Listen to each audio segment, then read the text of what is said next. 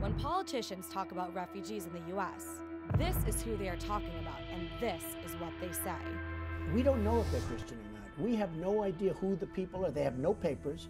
They have no paperwork. In reality, though, the majority of refugees coming into the United States are Christians from Burma, and most of them live right here in Indianapolis. I am Joshua Golian Lon, and I'm originally from Burma, Myanmar. My name is Mamimi. I'm originally from Burma. Over 18,000 Burmese refugees arrived in the U.S. last year. 18,000. That's more than the number of refugees from Iraq, Syria, and Afghanistan combined. We've worked with 33 nationalities since we started 35 years ago. Cole Varga is the director of Exodus Refugee Immigration Incorporated, one of the many resettlement groups that work with refugees when they first come to Indianapolis. Along with teaching them English, the group also helps the refugees find jobs, and they are the first to see how the political dialogue on refugees is shifting. No one really paid attention to the refugee issue until it was on the news every night with what's going on in Syria. And not just on the news, but the awful pictures and the awful footage we've seen of what's happening in the Mediterranean. So I think it's kind of elevated the national discussion and the national awareness. And last year, the discussion was front and center.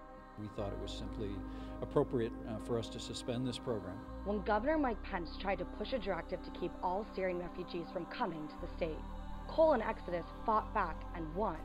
Just a few weeks ago, Governor Pence lost his appeal.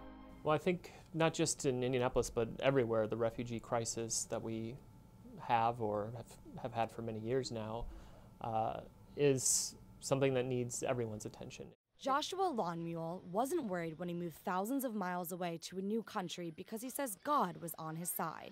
I think United States is the best place for Christians, people that live in a living God. Joshua was very involved in his church in Burma, but couldn't practice freely with the Buddhist military government in control. Were you afraid? Of course, of course. The way that the military government treated people is, even you don't do things, they will accuse you. They will say, you do this, you do that, and you'll be in jail in a few minutes. In 2007, Joshua escaped to Malaysia, taking with him his brother's daughter, who he later adopted. It took him 3 years to get U.S. refugee status. Now he works at Catholic Charities here in Indianapolis, helping newly relocated refugees. So when you help people and spend even several hours, it's always a feel, not just feeling good. If I can say my belief, it is given by, this is a responsibility that is given by our God, helping people. But he still finds it hard to think about his old life in Burma. Do you ever get homesick for Burma? Sometimes, yes. What do you usually miss or think about the most? Because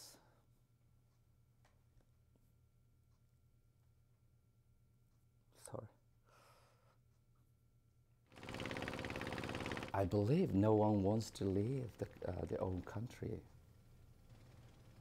But some things force us to leave. Ma Mint Mint left Burma when she was 36, fleeing a military government bent on tearing families apart.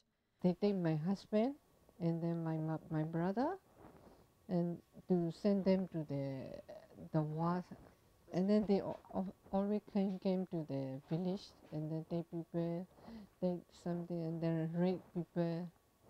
And so after my husband and my brother passed away, I don't have any men at home, so they ever come to chase me. And then I afraid of them to rape me. So I just run away from them, from Burma. She headed to Malaysia, leaving behind her parents and only child, a daughter. For 10 years, Ma worked illegally so she could send money back home.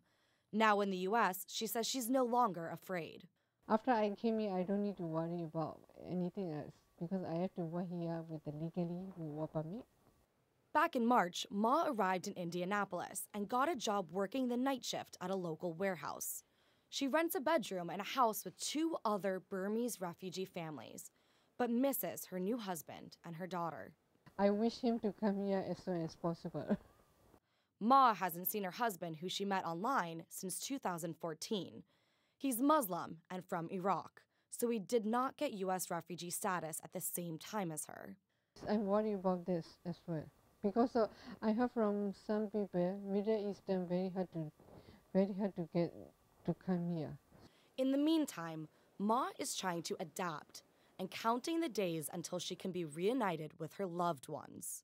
If my husband can come here, our dream is that we work hard together, we buy the house, and then I want my daughter to study here. That is our dream. Before Indiana Governor Mike Pence was Donald Trump's running mate, he took his own stand against Syrian refugees. We thought it was simply appropriate for us to suspend this program. Pence was one of 31 governors to ban Syrian refugees following the Paris attack. Opponents sued to stop the order in Indiana. Well, it seemed like an obvious and appalling example of discrimination based on nationality and national origin. It seemed like the state was attempting to insinuate itself into the foreign policy of the federal government. The court agreed and issued a scathing rebuke.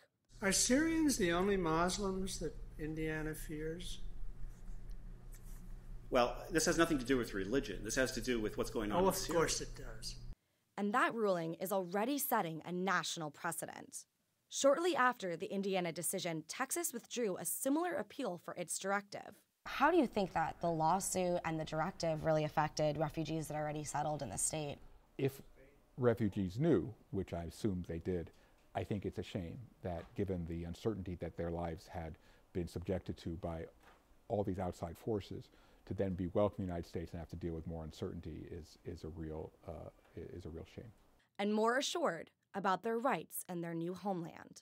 Well, I can tell you, regardless of who's in the governor's mansion, we'll continue this work because it's important and because it's one of the best things we do as a country, and we're going to continue to stand up for refugees and continue to welcome them in Indianapolis.